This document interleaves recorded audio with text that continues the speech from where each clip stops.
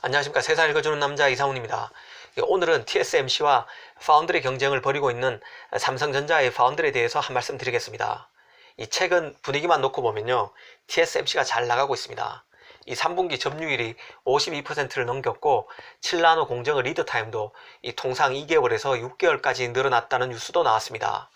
물론 그 팹리스가 주문하고 실제 제품을 받아보기까지 걸리는 시간인 리드 타임과 관련해서는 다른 뉴스도 있습니다. 이 자일링스 관계자 말을 빌리면 100일 이상 정도라는 말이 있습니다.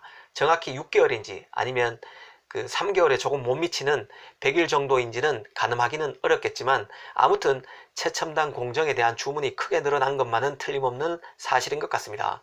실제 TSMC는 내년에 7나노 공정을 활용할 고객에게 미리 예약 주문을 걸어달라는 안내문까지 발송한 상태로 알려져 있습니다.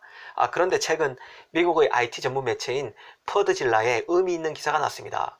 그 요지는 AMD가 7나노급 그래픽 처리 장치, 그 GPU 위탁 생산을 삼성 파운드리에 맡겼을 가능성이 있다는 것입니다.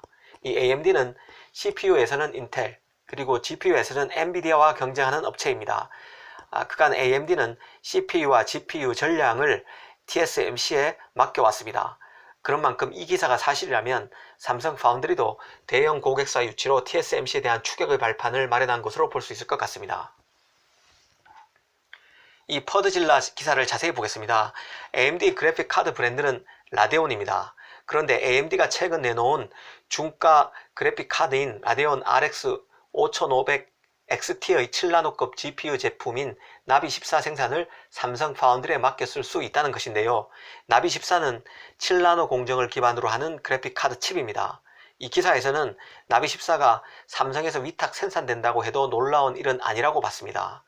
왜냐하면 TSMC의 7나노 공정이 풀캐파로 돌아가고 있는 상황에서 AMD가 일감을 맡기기가 어려울 수 있을 것이라는 분석이었습니다. AMD로서는 CPU와 GPU를 TSMC에 의존하는 만큼 차세대 제품 및 물량 공급까지 생각해서 일부 제품의 경우 TSMC가 아닌 삼성의 7나노 공정에 위탁한 것으로 볼 수 있을 것 같습니다. 사실 이전 방송에서도 TSMC의 7나노 공정의 주문이 밀려서 고객인 팹리스 입장에서는 불만이 생길 수 있다고 말씀드린 적이 있습니다. 리드 타임이 통상 2개월에서 최대 6개월까지 늘어난 상황이라 팹리스 입장에서는 자칫 제때 물건을 받아볼 수 있을지 우려할 만한 상황인데요. 한때 TSMC 리드 타임이 급증한 것을 두고 TSMC의 7나노 공정 수율에 문제가 있는 게 아니냐는 식의 부정적 해석도 있었습니다. 하지만 최근 시장 분위기를 보면 그건 아닌 것 같습니다. 이 삼성 파운드리의 7나노 공정 라인이 아직은 그 파일럿 라인만 가동 중에 있고 내년 1월은 돼야 제대로 된 양산 공정이 가동되는 상황에서 주문 물량이 TSMC로 과도하게 몰렸을 개연성이 농후하다고 봐야 할 것입니다. 그런 관점에서 보면요, 삼성의 AMD GPU 수주가 삼성의 EUV를 활용한 7나노 공정의 기술력을 가시하는 계기가 될 수도 있다는 생각이 듭니다. 이 퍼드질라 기사에서는 AMD가 이 기사 진위 여부를 확인해 주지 않았다고 언급했습니다. 기업 입장에서는 매우 민감한 정보라 오픈할 수는 없을 것입니다. 하지만 분명한 것은 삼성도 이제 7나노 양산 공정이 구축되면서 영업에 본격 나서고 있고 TSMC 현재 캐파로는 7나노 물량을 다 받기는 역부족이라는 점입니다. 앞으로 삼성이 치고 올라갈 여지가 있다고 보는데요. TSMC로서는 가장 신경을 쓰고 있는 팹리스 고객이 현재로서는 애플과 그 하웨이 자회사 하이실리콘입니다. 이 두 기업의 물량에다가 퀄컴의 AP칩인 스냅드래곤, 그리고 대만의 미디어텍의 AP칩인 디멘시티 1000도 7나노 공정으로 양산해야 하는 상황입니다. AMD로서는 7나노 물량을 TSMC에서 소화하기가 만만치 않았을 것입니다. 이번 일을 계기로 삼성과 AMD 간의 협업도 다시 한번 짚을 필요가 있을 것 같은데요. 삼성은 지난 6월에 AMD와 전략적 파트너십을 맺었습니다. 바로 AMD가 스마트폰용 GPU IP 개발에 나서는데 삼성이 협업하기로 한 것입니다. 이 삼성은 그간 영국의 ARM으로부터 그 스마트폰용 GPU IP를 받아 써왔습니다. 이 반도체 IP에서 ARM의 위세가 대단하지만 ARM은 그 GPU IP보다는 CPU IP가 더 강합니다. 이 삼성으로서는 AMD를 활용해서 GPU IP 시장에서 ARM과 경쟁을 시킬 심산이지 않았을까 싶습니다. AMD로서도 ARM이 시장을 거의 다 장악하고 있는 모바일 GPU IP 시장에 진입을 해야 하는데 그 파트너로서 최고의 스마트폰 업체로서 AP칩을 만드는 삼성전자를 선택한 것이라 윈윈이 될 수 있다는 생각입니다. 이런 일련의 협업 움직임을 보면 삼성과 AMD의 비즈니스 관계는 이전보다 훨씬 강화될 것으로 보입니다.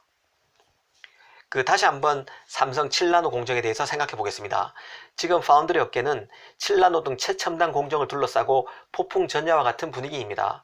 당장 인텔만 해도 14나노 공정에서 10나노 공정으로 전환이 더뎌지면서 CPU 수급난이 장기화되고 있습니다. 시장 일각에서는 인텔이 계속 CPU 제작에 어려움을 느낄 경우 결국 AMD의 7나노 CPU를 만드는 TSMC를 피해서 삼성의 CPU 물량을 맡기는 게 아니냐는 관측이 나오고 있는 상황입니다. 이런 관측이 현실화된다면 그간 CPU를 설계하고 직접 만들어 온 인텔로서는 굴욕이 아닐 수 없습니다. 하지만 CPU 분야에서 AMD의 추격이 거센 상황이라 인텔도 자존심만 내세울 수도 없습니다. 인텔이 앞으로 CPU 공급난을 무리 없이 해결할 수 있을지 예의주시할 필요가 있을 것 같습니다. 며칠 전에는 삼성이 중국 최대 검색 엔진인 바이두의 AI, 그러니까 인공지능 칩 양산에 돌입한다는 뉴스도 나왔는데요. 물론 바이두의 칩은 14나노 공정을 적용한 것입니다. 하지만 최첨단 반도체 칩의 수요가 4차 산업혁명을 맞아 크게 늘고 있고 그 수에는 10나노 이하 첨단 공정이 가능한 TSMC, 삼성전자로 쏠릴 수밖에 없습니다. 이 TSMC가 전체 점유율에서는 삼성을 크게 앞서 나가고 있는 것은 틀림없는 사실입니다. 하지만 이 전체 점유율과는 별개로 7나노 공정 등 최첨단 공정의 점유율은 어떤 양상으로 전개될지 앞으로 잘 살펴볼 필요가 있을 것 같습니다. 이제 막 시작하고 있는 7나노 공정도 지금은 TSMC가 삼성을 앞서 나가고 있지만 분명한 것은 14나노, 10나노 공정에서 삼성을 앞서 나가는 정도로 삼성을 제치기는 쉽지 않다는 점이 있습니다. 오늘 이 시간에는 AMD가 7나노 공정을 활용한 GPU를 삼성에 맡겼다는 기사를 계기로 삼성 파운드리의 TSMC 추격에 대해서 짚어봤습니다. 감사합니다.